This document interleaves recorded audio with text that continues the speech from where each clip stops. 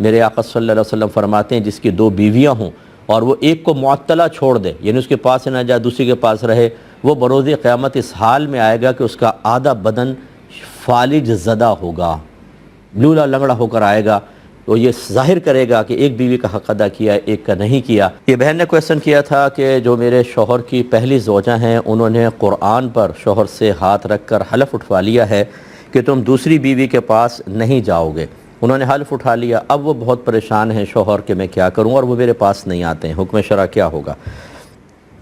دیکھیں، پہلی بات تو یہ کہ ایسی جو بھی بہنیں ہیں وہ اچھی طرح یاد رکھیں کہ جب شوہر نے آپ کے کوئی قدم اٹھا لیا ہے اور وہ شادی کر چکا ہے تو دوسری بیوی کے بھی وہی حقوق ہوتے ہیں جو پہلی بیوی کے ہوتے ہیں۔ قصور دوسری بیوی کا نہیں ہے، آپ کے شوہر کا۔ اگر آپ قصور سمجھتی ہیں تو آپ کے شوہر کا ہے۔ اب اس عورت کے حق سلب کرنے کے لیے اگر آپ یہ کہتی ہیں کہ اس کو طلاق دو، یا جیسے حلف اٹھا لیا کہ اس کے پاس نہ جاؤ، تو آپ شدید گناہ کبیرہ کی مرتکبہ ہوں گی۔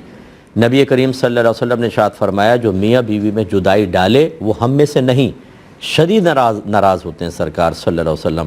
اور پھر دوسری کی وہ کسی کی بیٹی ہے، کسی کی بہن ہے، اگر فرض کر لیں، برا نہیں مانیے گا، کہ کوئی شخص آپ کی بیٹی سے دوسری شادی کر لے، آپ کو پتہ چلے کہ بھی میری بیٹی سے اس نے دوسری شادی کی ہے، اب وہ آپ کا داماد ہے، لیکن پہلی بیوی نے حلف اٹھوا لیا کہ تم دوسری بیوی کا حق ادا نہیں کرو گے، اور آپ کی بیٹی کہتی ہے کہ جی میرا شوہر تو میرا حق ادا نہیں کرتا کیونکہ پہلی بیوی نے حلف اٹھوا لیا ہے۔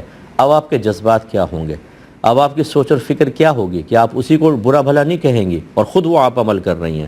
تو کسی کے حقوق کو تلف کروانا، کسی کو اذیت اور تکلیف پہنچانا سب حرام اور گناہ کبیرہ ہے۔ اگر وہ پہلی زوجہ سن رہی میری بہن تو مجھے گالیاں دینے کے بجائے میں اس لیے عرض کر دیتا ہوں، آپ کہیں گے صاحب کو کون گالی دے گا؟ دے دیتے ہیں، ایسے ایسے لوگ ہیں، میں آپ کو بتا نہیں سکتا ہوں۔ بس ذاتی مفادات پہ ضرب لگے، پھر چاہے آپ قرآن سنائیں، سامنے حدیث سنائیں، آپ ان کی آخرت کی بہتری کے لیے مخلص ہو کر مشورہ دیں، وہ آپ اس قابل نہیں ہیں کہ اب آپ کی عزت کی جائے۔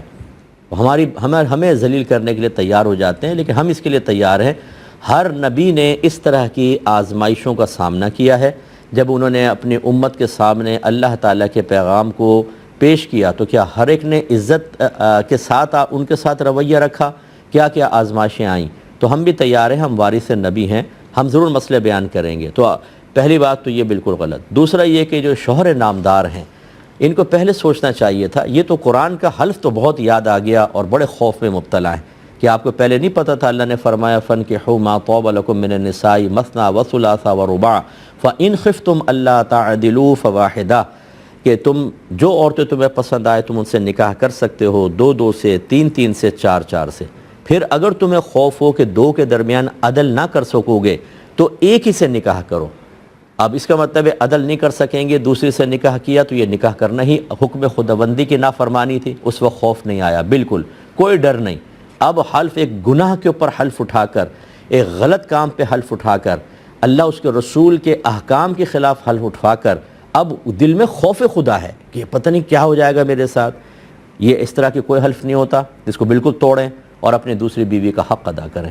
بالکل غلط ہے۔ آپ کی پہلی زوجہ نے جو کیا وہ گناہ کبیرہ کیا، اپنی آخرت کی بربادی کا سامان کیا، اور آپ نے بھی اپنی کم علمی کے اندر اسی کا ساتھ دے کر اور خلاف شرع امر کیا۔ شیطان ناچ رہا ہوگا آپ کے گھر کے اندر، ڈھولکیاں بجا رہا ہوگا، خوب ٹھمکے لگا رہا ہوگا، وہاں پہ بھنگڑے ڈال رہا ہوگا۔ ہماری جہالتوں پر شیطان خوش ہوتا ہے، اللہ اس کے رسول ناراض ہوتے ہیں۔ اپنی دوسری بیوی کا فوراً حق ادا کریں، ورنہ آخرت میں شدید قسم کا عذاب ہوگا۔